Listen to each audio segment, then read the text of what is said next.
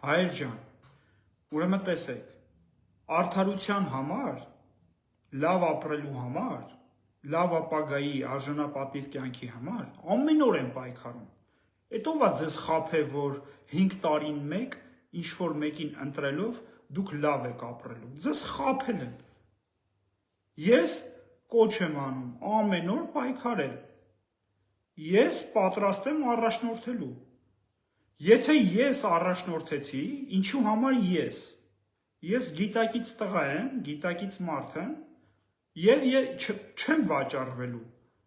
Չեմ վաճառվելու եւ լինելու է հաղթանակ։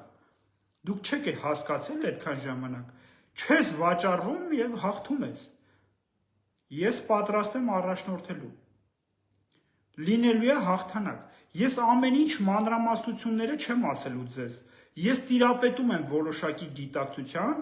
որպեսզի ես առաջնորդեմ։ Սա զուտ խոսքեր չի։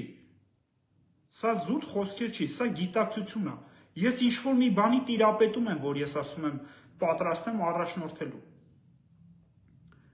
Հասկանում եք։ Ես պատրաստ եմ միշտ առաջնորդելու։ Մեկը բոլորի համար, բոլորը մեկի համար։ Եթե իմ առաջնորդությամբ որևէ մեկին մի բան պատահեց, ես եմ պատասխանատու։ Չի կարա պատահի որևէ մեկի հետ որևիցե բան։ Որովհետև այդ ժամանակ մեկը բոլորի համար է, բոլորը մեկի համար։ Եթե մեկին բան է պատահում, բոլորը գնում են այդ մեկի հետևից։ Եթե այդ սկզբունքով ենք մենք առաջնորդվում, մեզ ոչ մի բան չի պատահի, ոչ թե ձեզ տանեն փուռը տան, կներեք իհարկե փուռը տան, ձեզ փուռն են տալի։ Ես չգիտեմ ով է ում առաջնորդությամբ եք դուք գնում ինչ-որ ցույցերի։ Ձեզ չգիտեմ ովքեր են դրանք, ինձ հետաքրքիր էլ չեն, դրանք ինձ հետաքրքիր չեն։